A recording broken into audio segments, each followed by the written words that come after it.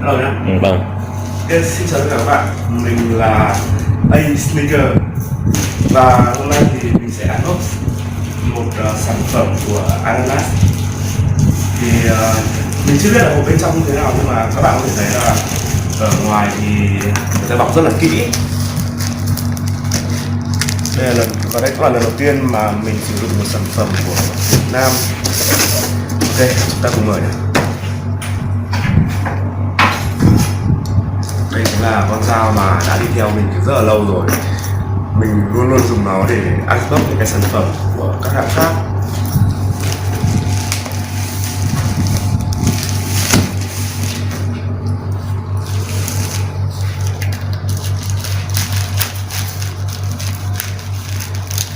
Có vẻ là hộp bột này thì hơi khó mở thì phải. Mình mở cái này có vẻ hơi mất thẩm mỹ một chút, nhưng mà thực sự mình rất là nóng lòng muốn xem cái sản phẩm bên trong nó như thế nào.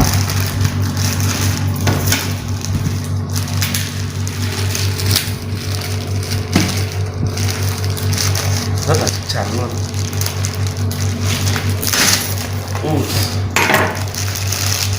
Trông thật sự mất thẩm mỹ.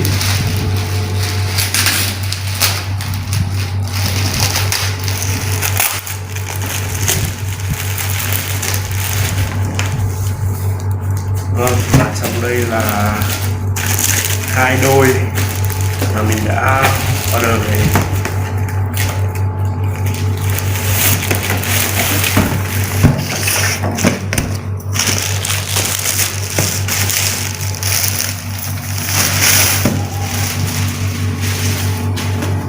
Sau cái quãng đường dài vận chuyển như vậy mà hộp vẫn còn khá là ok, nhưng mà nó không quá nát thì mình cũng đánh giá cao cái dịch vụ của Ananas.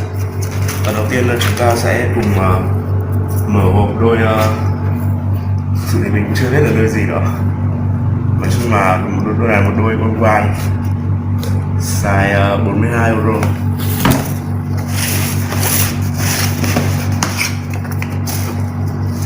Ta-da!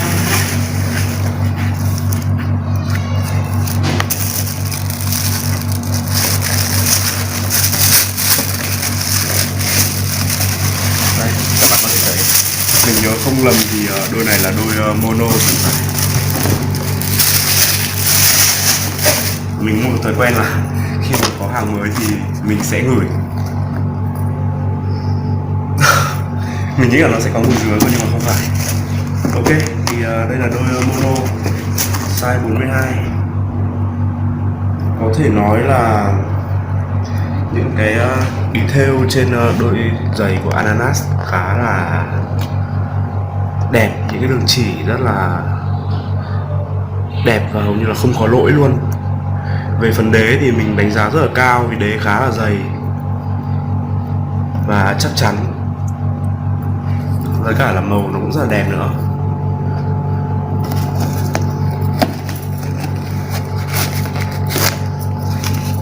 Các bạn có thể nhìn bên trong.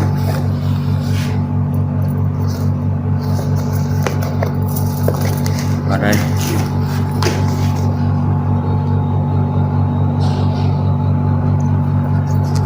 mình thì mình chưa dùng thử sản phẩm nào của Ananas cả, nên là mình cũng sẽ không nêu những cái đánh giá sâu hơn ở trong video này, và mình chỉ nói về cái thiết kế ở ngoài. Cái màu này thì nó cũng khá là đẹp, nên là All White, mặc dù không phải là All White hẳn, tại vì là mình có thấy có một số những cái detail khác ở đây. Vâng, và logo Ananas may rất là chắc luôn, các bạn có thể thấy này, rất là chắc chắn luôn.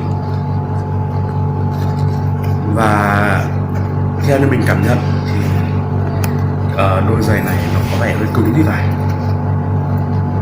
là với một cái giá thành là 490.000 để có một đôi giày đẹp và chắc chắn, người ta chú ý đến từng chi tiết như thế này, thì mình nghĩ là đây là một cái giá phải nói là quá lời luôn.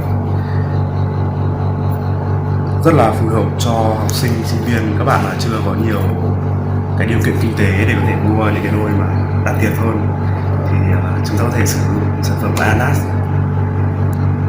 Thực sự thì ban đầu thì mình cũng không đánh giá cao đâu, tại vì là thực sự là có một cái vấn đề là mình không hay dùng hàng Việt Nam, vì mình nghĩ là trước đây mình có một cái suy nghĩ rất là có thể nói là vớ vẩn là hàng Việt Nam thì nó sẽ không tốt, nhưng mà mình sẽ phải suy nghĩ lại. Ok, và chúng ta sẽ tiếp tục unbox sản phẩm thứ hai.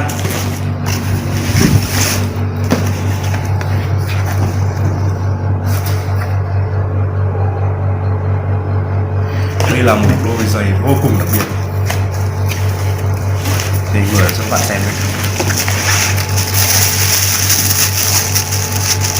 Wow, cũng là màu trắng, nhưng mà điều đặc biệt ở đôi giày này đó chính là phối màu vô cùng tinh tế đến từ Ananas.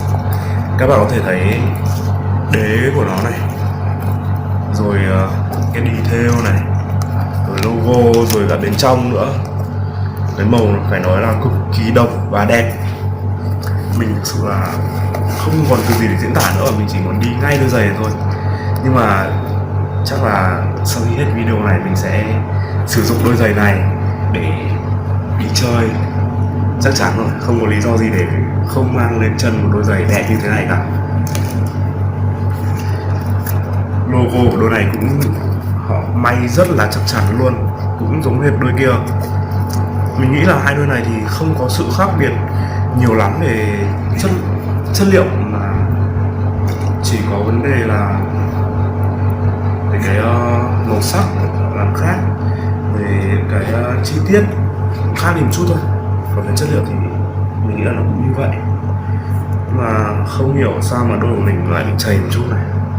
Đây là một cái không biết là do vấn đề gì, nhưng mà mình thấy bản thân mình là một người rất là kỹ tính, nên là mình thấy hơi khó chịu một chút. Mình nghĩ là không sao đâu, cái này thì mình có thể fix lại được.